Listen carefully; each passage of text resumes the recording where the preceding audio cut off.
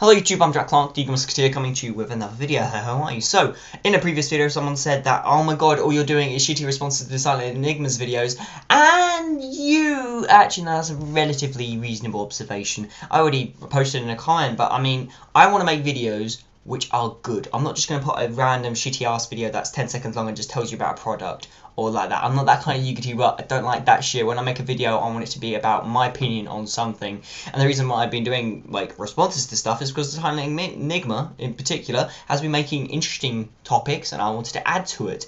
His video on mulligans is different to mine. I just happen to have the same topic, and I do know though that there's not really much of an excuse. I really need to start making my own content. So today I'm going to be talking about the Starter Deck 2014. I'm going to be talking about the new cards that are going to be introduced into this, because of course this is where Pendulum Summoning is going to be debuting, but there are actually more cards in it. It's a Starter Deck. When they introduce the Starter Deck that is going to be starting off a new anime series, I think they do like 15 brand new cards or something stupid like that. So we've got loads of cards to go through. I'm going to give you my first impressions on them, but yes. So the actual product itself, of course, is coming to the OCG. It's going to be the first set actually to ever be printed in Chinese. So Chinese get to have their lives ruined by a card game as well. Although, actually no, I'm not going to make that joke. Anyway, Starter Deck 2014. So let's go through it. Of course, this, like the other Starter Decks, has an enhancement pack, which will allow you with a selection of various cards to enhance your deck. And those normally have some nice or interesting reprints. I think the previous one with Hope Pray Victory had Crane, and it had stuff like, what was it, Chronomaly Atlantis, which was an interesting card, but hey ho, let's go to the actual cards. I'm not going to go through the Magician of Astromancy or Chronomancy. I'm just going to go straight into the new cards that we actually know and I haven't spoken about. Now we've got the level 6 Magitech equipped Dragon Ether Weapon. Oh, these names are a handful. And of course, I may have already spoken about this in the past, but I'm going to talk about them all in context because it makes the most sense. Level 6 Light Dragon, 2300 attack, 1600 defense. When it is Pendulum Summoned, you can target one card on the field and return that target to hand. It's 2300 attack points, which is a bit meh, and it bounces a monster. This is just supposed to be like the first monster that actually mentions Pendulum Summoning directly in its text. And of course, since the beginning of Arc 5, so to speak, it's not going to be... We can't look to the stars with these cards. It's a starter deck after all. It looks interesting enough. It's got really freaking cool art, which is a shame because the card is really underwhelming. And it's got the... You can only use the effect of Magitech equipped Dragon Ether Weapon once per turn clause in it, which is a bit kind of... Well, that's just a bit shitty. That's kind of putting salt into the wounds, really. Next off, we have Magitech equipped Warrior Vandra. This archetype needs a new name. But of course, I may have already spoken about this one as well, actually. This is a Wind Warrior, level 5 monster, 2000 attack, 800 defense, can attack directly, and when sent from the tools of the graveyard, you can target a dragon, spellcaster, or warrior type normal monster in your graveyard and add that target to your hand. So I'm really liking the general feel of this archetype because it supports dragons, spellcasters, and warrior normal monsters, which just feels so like Yu-Gi-Oh! At its core. Of course, like the main protagonists have all got monsters that either fit one of those categories, and generally they have normal monsters as well. Well, the older ones do anyway. And this card's cool. I mean, it's level 5 and does 2000 and it's got 2000 attack. As much as that is underwhelming, it can attack directly, just outright. That just sounds awesome, really. I love that kind of shit. I love Watts, to be fair, so that actually doesn't really surprise me too much. Next off, we have Magitech equipped Warrior Terriger. It's a tiger. Oh, I hate phonetics. Anyway, we do not know what the attribute of this monster as of yet is, and we don't know its attack and defense, but we do know its effect, which is when it is normal summoned, you can special summon one level 4 or lower normal monster from your hand in face-up defense position. So it looks like this archetype is going to be supporting normal monsters, and this is just a Marauding Captain for normal monsters. Being level 4 is lovely, and level 4 or lower normal monster from your hand is also great, because there are tuner monsters as well, so it allows you to do doing tuning, and of course it's level 4, so that means rank 4s. And of course we have 101 and we have Exciton Knight, so it means actually this card could be very good in normal monster released decks. Normal monsters generally have some pretty interesting support as it goes. I mean, they do have some pretty overpowered stuff as well, and the art of this archetype is pretty nice one, so it'll be interesting to see whether or not this archetype, Magitech and Summoner archetype, may actually have some kind of impact. It looks interesting enough, and it may actually get support in the Duelist Advent, which will be the first booster set, who knows. So next off we have a Fire Spellcaster level 4 monster, don't know its attack and defense, called Vermilion Sparrow Summoner, and she's cute. This is cool Archetype.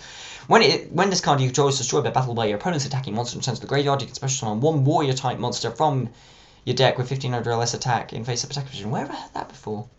Basically that's just exactly like Giant Rat, but without the attribute change. And it's exactly like Last Warrior from Last Warrior Lady from Another Planet or something, whatever it is, which allows you to search specifically for Earth Warriors, and now this is just doing Warriors. It looks nice, it looks like a cool card. It's a spellcaster though, and it searches for Warriors, and it needs it's a recruiter, but you have to control it, and it has to be your opponent's attacking monster, so you can't even manipulate its destruction in any real way, shape, or form. So you have to actually get it destroyed in a normal way. So that's kind of sucky. Its art's nice though, but we move on. Blue Dragon Summoner. Artwork on this one is cool as well. Wind Spellcaster level 4, 1500 attack, 600 defense. If this card is sent from the field to the graveyard, you can add one Dragon Warrior Spellcaster type monster, and it has to be a normal monster from your deck to your hand.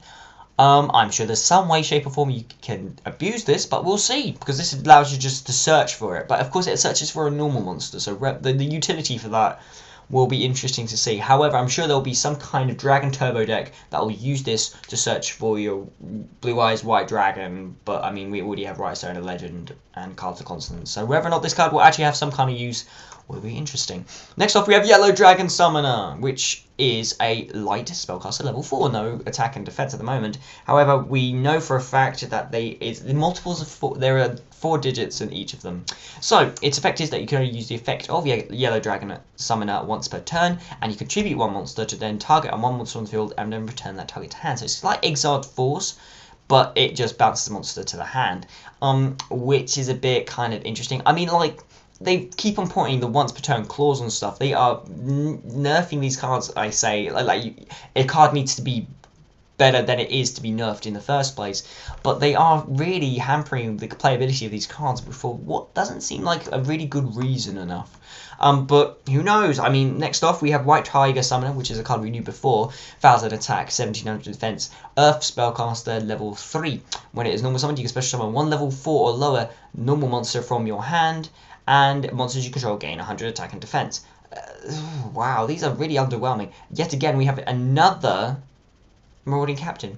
We already had another Marauding Captain, which actually has similar artwork. And I say similar artwork here, they both contain the same person in it.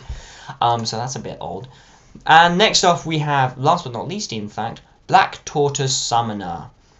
It is a water spellcaster, level 3, 400 attack, 1500 defense, flip effect, target one monster your opponent controls and destroy it. So we have a Man-Eater Bug, which is a water spellcaster. So whether or not that be able to use is also actually, no, of course not. Old Vindictive Magician exists, and that could be searched by Apprentice Magician.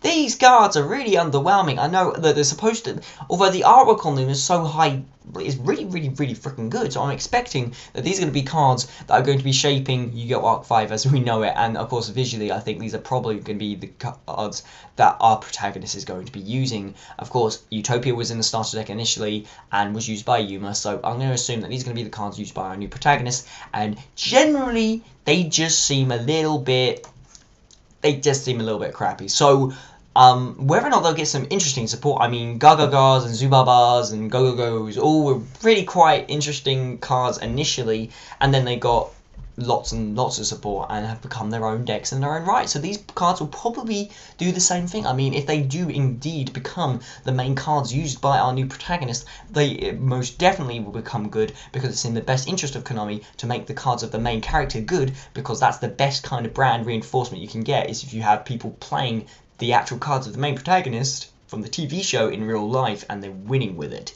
That is fantastic.